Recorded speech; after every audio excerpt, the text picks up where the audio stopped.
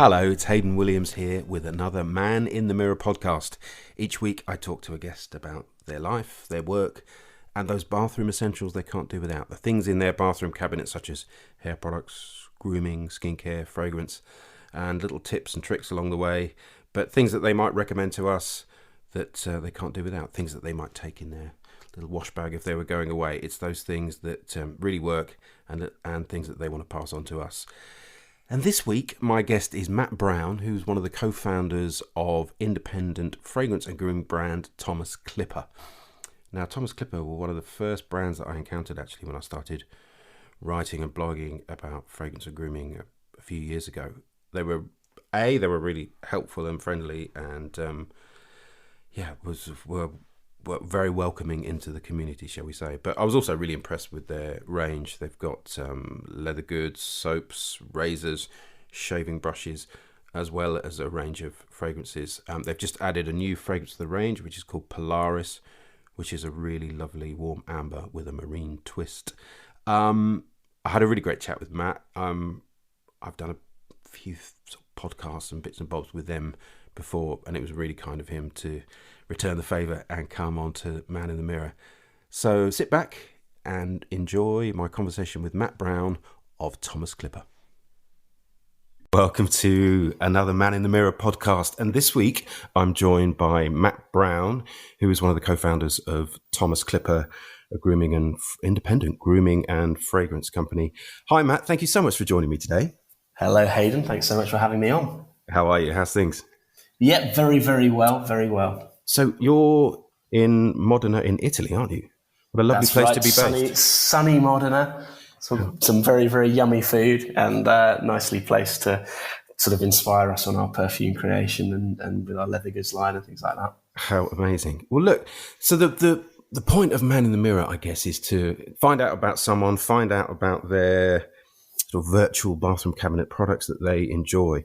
But I think it would be really useful just to find out a bit more about you, really. And I think it's fantastic to have you on because you have, obviously, you're a man who uses grooming products and fragrance and has a keen interest in it, but also a professional interest with Thomas Clipper. So I guess that it'd be really good to find out, how did the Thomas Clipper thing, how did that all come about? What was your sort of inspiration? Why did you think about setting up a grooming and fragrance company? It was about 8 years ago, I think, wasn't it now? Something like that? Yeah, so Thomas Clipper now is known as a independent fragrance house more than anything else. Right. We've been lucky in getting lots of nice things said about us by you as well, Hayden. All richly deserved. It's some fantastic fragrances. No, we sort of found our groove in making these sort of modern interpretations of classic fragrances for men. But it didn't start like that. Thomas Clipper started out as a grooming brand and specifically as a double-edged razor company. Okay. Yeah, our very first product was, products were two double-edged razors, and they were kind of a rejection of single-use sort of plasticky culture when it comes to grooming, and that sustainability focus has carried on through as we moved into the fragrance lines. But we started with a all metal double-edged razor that we launched on Kickstarter, the Mark I and the Mark K, which was kind of supposed to be a special edition that we also launched at the same time, K being for Kickstarter. Yeah, that's how that started. And it was really, really well reviewed. First ever review was by Grey Fox, who I'm sure you know. Yes. So that got so much love that we carried on making the Mark K. So that's how it all sort of got started, out of a love of simple kind of slow shaving. But I guess, I mean, in terms of, you're a businessman as well, and why did you sort of focus in on razors and that sector? Was it a genuine, was it sort of cold, hard, laser focus on you thought there was a gap there, or did it come out of a passion for that world, or why did you choose that path with Thomas Clipper? Well, I Bit of mean, everything, maybe. I don't know. it was a little bit of a mix. Yeah, I mean, I've always shaved with double edge because of my skin. Yeah, I'm basically a hairy bloke. Yeah, me And too. Me too. right, and it just works much better. And then there's also the sustainability angle, which was always really interesting for me and for my business partner, Antonio. We didn't want to be just making another kind of razor, just chucking stuff into the world. We wanted ours to last.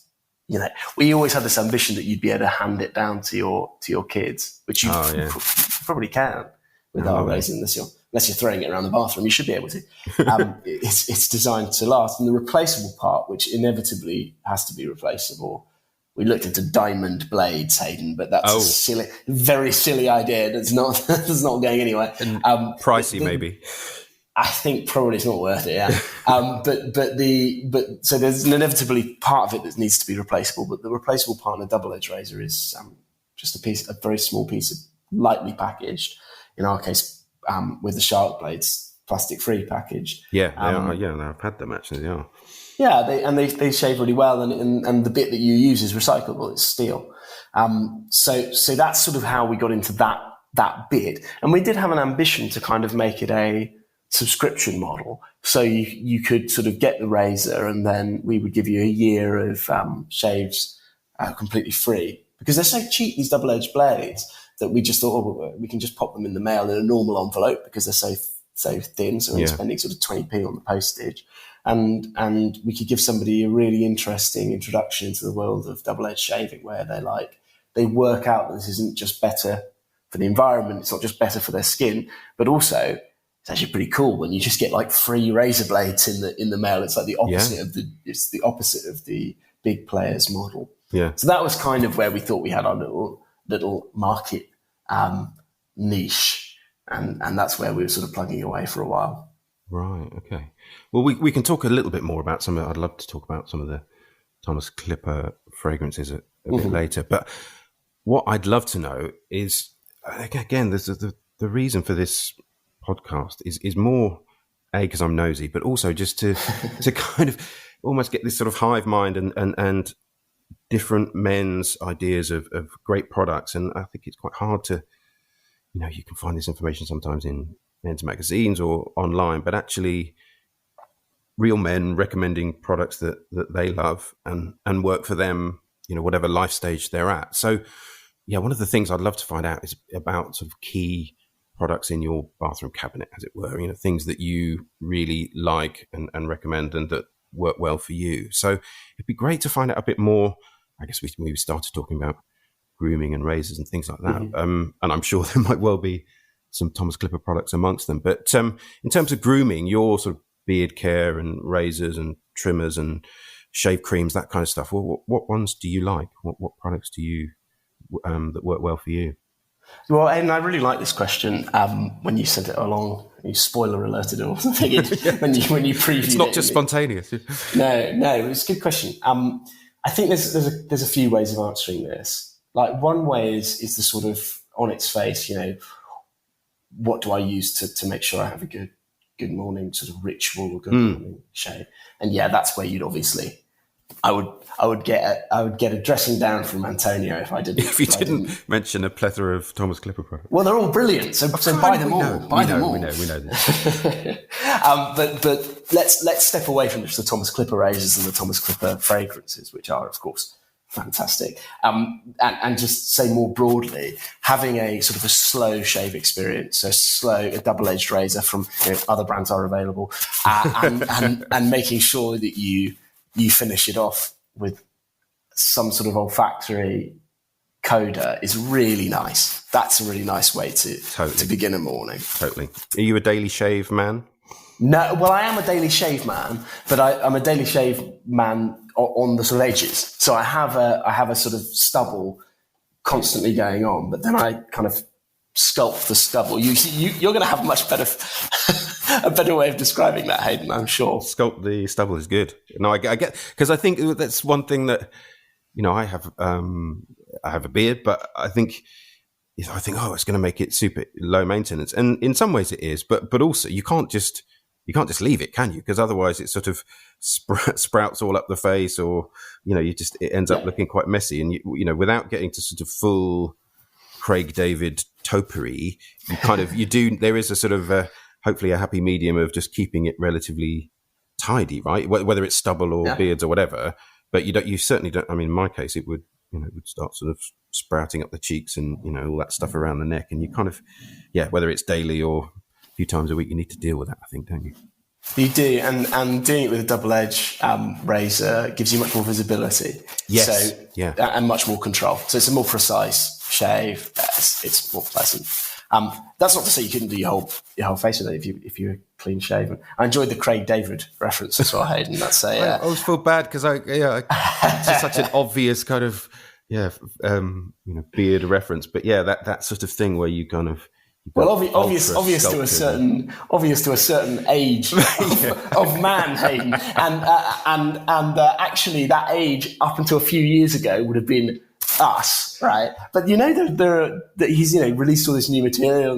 He's back out there, isn't he? There are kids who didn't know that he'd ever done anything else, beforehand. So I know it was all making love on Wednesdays or Thursdays or however many days he did it. But and he's back out doing all the TS5 stuff in the clubs and But maybe less so now. I think he's a bit more just a regular bearded now. But there was certainly a time when that ultra kind of sculpted thing and doing weird. That's it. Anyway. Well, that's going to be the perfect segue to my second way of answering your question. Oh, okay, yes.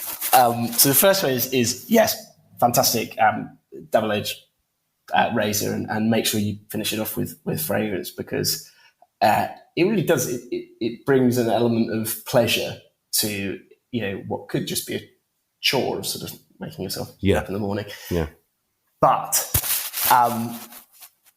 the second sort of bathroom cabinet thing is actually cabinet adjacent, which is I think it's really important to have a pair of speakers in your bathroom, whether it's just like a little Bluetooth thing or an Alexa or something like that. There's almost nothing more joyful than sticking on a really energizing morning record. And the beauty of it is, Hayden, is that you're in your bathroom and nobody can judge you for your choices. No. So if you put on Dua Lipa on full volume, nobody's there. No judgment. Nobody can judge your dancing. Or if you want to listen to Craig David. If you want to listen to Craig David or a Beethoven symphony or whatever it is that gets you in the mood or enhances your mood or anything like that, just in the same way that scent can do it. I think you could spend absolutely hours picking the perfect shave, and there's diminishing returns. Even as somebody who literally sells this stuff, once you're in the world of nice razors, double edged, there's diminishing returns. Whereas if you pop on, if you didn't have any music as part of your routine, I think that would give an enormous boost to your happiness in the morning. It's a lovely way of thinking about calmness or anything like that. So that's my second. And what music would do it for you, Matt? Well, I mean, I can't give away my secret morning playlist, but I will say that the Dua Lipa, for example, was not just facetious. You didn't pluck that from her. Yeah, love her. Fantastic production. That last record. Tunes. Yeah, future nostalgia, great disco, funky pop, brilliant. Love it. Great. And what about post shave? Are you a user of balms and creams? Before fragrance, are you putting something on your stubble? Well, honestly, I'm sort of a bit of a minimalist. So no is the short answer. I put on fragrance. I try and sort of minimize the number of products I have in my bathroom anyway, and in the shower. Sort of stick to just soap. Oh, Thomas Clipper sells soap as well. You should get some soap. But we just a solid soap. Solid soap's got an environmental impact which is 10 times less. I'm sorry, I didn't come on this podcast to start like banging on about. I want to know what. Yeah, I want to know about these routines. Exactly. Well, to me, it was shocking. It's 10 times less environmental impact than a shower gel or something like that. It works exactly the same. And it smells lovely, and so just a simple soap, and Yeah, I find that actually, because my skin is fairly sensitive, the best skincare sort of routine that I can personally have is to not clean shave completely. If I completely clean shave, you can put all the unctions and balms and moisturizers on your face if you like, and I'm still gonna have a bit of trouble. Yeah. Whereas if I just have a little bit of stubble there and just and make sure it's cleaned up and doesn't look too, and that just lets the skin rest a bit as well, doesn't it? Yeah, that's it. Going at it every day. And that's really interesting about soaps and things. I think, there's nothing more annoying than, if you do have shower gels, the amount of, it's bad enough, I suppose, the fact that they're plastic, but then if you start adding pumps and all these things, and you just, you do feel, obviously they can be recycled, but you just feel bad. It just feels like a gigantic waste. So I try to use. Well, it's also the production of the actual gel. Yeah, of course. The way that it's used, and it's the transporting of it. So you think about a small bar of soap. It's actually a really efficient way of packaging a cleaning product. It only comes off when you're actually using it. So you're not, half the stuff you spray from a shower gel just goes straight down the drain before you even put it on your body, right? Yeah. Soap's extremely efficient in use, in transport. So it's not even just the packaging, but it is also the packaging. You're right, Hayden. No, very good point. Matt, you touched on fragrance, but and again, we will talk more about Thomas Clipper, but are you a kind of person that has a scent wardrobe? Do you have a signature fragrance that you use? You're someone that knows a lot about fragrance. So, outside of the Thomas Clipper world, what would you reach for? What sort of fragrances are there? Well, I can't answer that, Hayden. No. How could I possibly answer that? Let's say, obviously, we do lots of research into other brands, and I don't think you could be into scent without having a broader outlook. But I'm not going to start recommending alternative brands on the podcast, Hayden. No, that's unfair. Mix. That is unfair, and I apologise. Well, just tell me then, from the Thomas Clipper range, are there certain fragrances that you gravitate towards?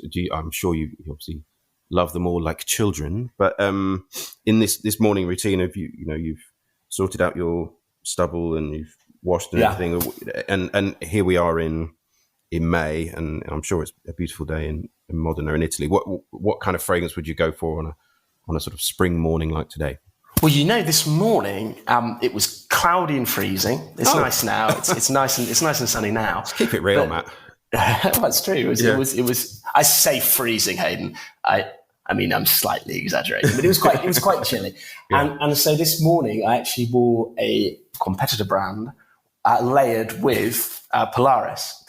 Yes. So Polaris is our sort of really nice warming amber. The competitor brand that I used is a much fresher scent, kind of a little bit more citric. So that blend, I think, suited the morning really nicely. That's really interesting because always Thomas Clipper fragrances do have they are sort of layerable, aren't they?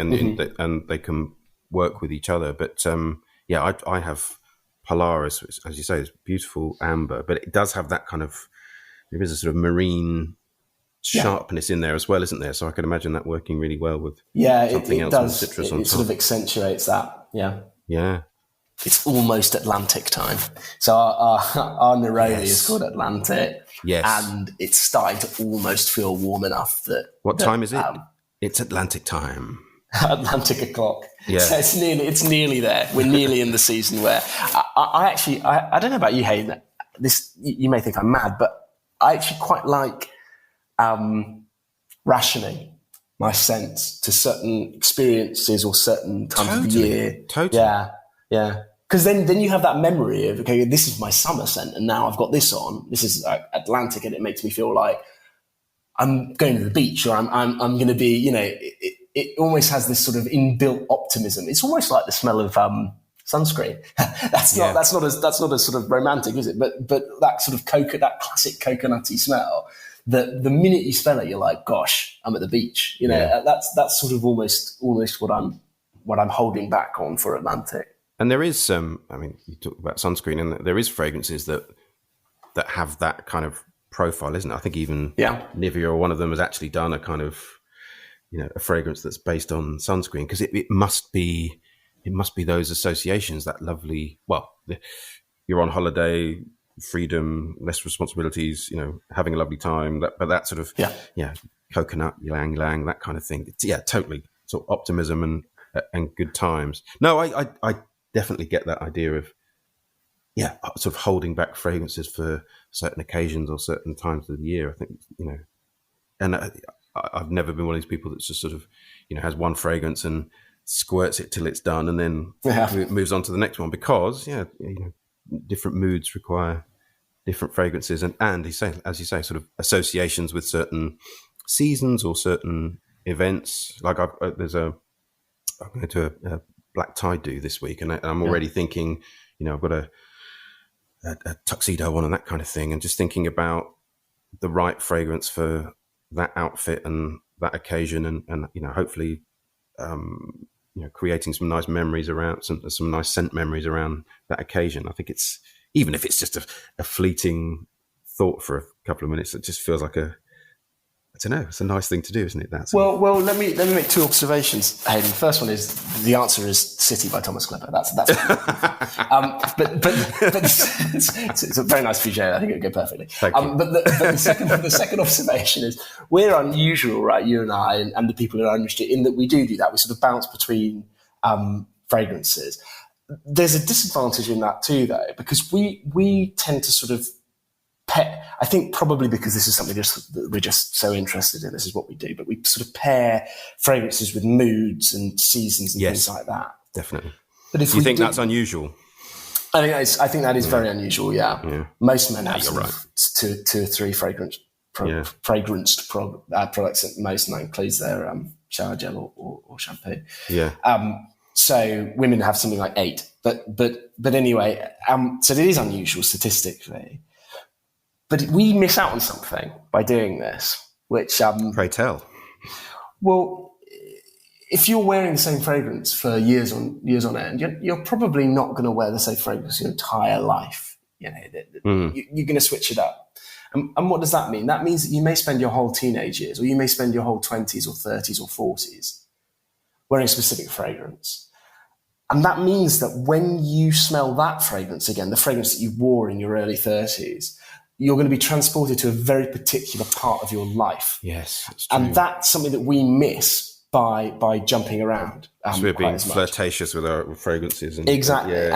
I actually think it's wonderful that most of our customers probably, and maybe our customers are exploratory fragrance people, but some of them won't be. Some of them will be closer to the norm. And some of our customers will have taken Thomas Clipper City, let's say, and worn that every day. And we know they rebuy it, and there are customers that do that. We can see that. And they will always remember that part of their life whenever they smell City. Now, they may move on, hopefully, to another Thomas Clipper fragrance, but they may move on from City, or they may move on from Coast or Country, or whichever they've been wearing every day. But whenever they put that back on again, in 10 years' time, in 15 years' time, they'll have that amazing thing that only the kind of olfactory sense can do, and take them right back to when their kids were toddlers, or to when they took that amazing trip or had that amazing career opportunity or whatever it is. And marking that particular period of time. Yeah. No, that's true. Yeah. There's too many bottles, and I mean, it's a good point. I think I do try and consciously, choose certain fragrances on certain occasions, hoping that then there is that connection. But you're right. I think the brain can probably only sort of hold a certain amount of that information, and there is something very special about scent memories. But maybe you need to have a fragrance over a more protracted time than we do. Maybe. We can't do anything about it. It's the way we're built. It's the way we are with our scent wardrobes. Damn us. It's the same in music, though, isn't it? If you got really, really into an album when you were at a certain age, listening to that album back brings you back to that time. Not quite as viscerally as scent does, but it does. Whereas if you're more eclectic in your music taste, it's never going to happen. You're never going to know every song like the back of your hand on an album, because you're listening to a different album every day. It's the same sort of thing. Yeah. It's funny. I got a new record player last week. I found from my dad's house, and I finally found this crate of old records from. I mean, I'm older than you, so from the '80s, so they're old Police albums and the Grease soundtrack and things like that. But it was so lovely, and to rediscover these LPs that had my handwriting from when I was 9 or 10 or something like that, and then just playing these records again. And you're absolutely right. It kind of took you to, you say, not quite in the same way as Scent, but just lifting the needle onto the vinyl of these, like a Police album from 81, 82, something like that, and seeing a sleeve that I'd looked at so often. Yeah, I think I'm getting old and nostalgic or something, but I've had a sort of really much more sort of visceral and sort of intense experiences with music in these last few weeks, just with this new record player. And I don't know whether I'm going to go back, I will, buy new vinyl, but it has a sort of different intensity and a different feeling going back to these old records. But that, that's a music thing. But I think, that there's a real power, isn't there, in those sort of associations with different senses and what it does for us. I don't know why I went on that musical journey, but yeah, I think it's the same thing. I think it's the same point. Well, music and fragrance have a lot in common. That's why I need the speakers in my bathroom. You see? Yeah, you see, that's got me thinking. There's an Alexa in the bedroom which I have on, which I can hear in the bathroom. But yeah, maybe I need to get some more speakers. So Matt, tell me, in terms of the bathroom and your bathroom cabinet, you can get into specific ages, but I'm guessing you're in your 30s, right? Mm-hmm. So in terms of how you think, another interesting part of this whole thing is, it's not just about the products themselves, but I'm keen to find out how people, as much as they can express it, how they feel about their appearance at today and where you are in your life stage now in your 30s. I mean, do you have a sort of comfortable relationship? Are you someone that feels sort of comfortable and resigned to who you are and where you are? Do you ever think there's things you would, because I guess you could, some people look back and say, oh God, I sort of felt like I was at my most attractive and slimmest and whatever it might be at a certain stage, and then always look back at that? Or are you someone that thinks, no, I'm sort of comfortable with what I see looking back in the mirror now? I wonder where you are on that sort of continuum. You strike me, I don't know you especially well, but you strike me as someone that feels quite comfortable in their skin, maybe. I think you've revealed something about yourself there to the listeners. No, in that your immediate go-to is comfortable and resigned. I don't know. Yeah, that's 49 for you, Matt. I think that you can be comfortable and also happy with the way you look. But actually, Hayden, to be honest, I don't think. I think probably I'm in the same camp as you, which is a comfortable resignation, comfortably numb. That's Pink Floyd. That's Pink Floyd would have put it. That's true. Would you change it? Like, are you one of these people that looks in the mirror and thinks, if only I could, if only I could change this, or I might look at tweaking that. Yeah, we can, of course. We all can change our appearance, and I think that I think that it's demonstrably clear that I'm not interested in changing my physical appearance. Anyway, I love exercising. I love sort of moving my body and being outdoors. And are you a runner or a cyclist, or what do you do?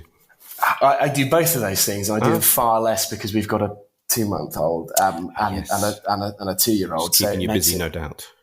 It's quite physical anyway. But I love being outside. I love being physical, but none of that is predicated, or at least perhaps it is. Perhaps I'm unconsciously trying to make myself an Adonis, but none of that is at least overtly predicated on trying to look better. And it's not even necessarily in the kind of, I love Joe Wicks. I love his. Do you do his workouts? During lockdown I did. Now I more love him in theory than practice. But everyone loves Joe Wicks, don't they? They do. They should. But his whole thing about whenever you exercise, you feel better afterwards, I think is really, really, it's right, isn't it? Yeah.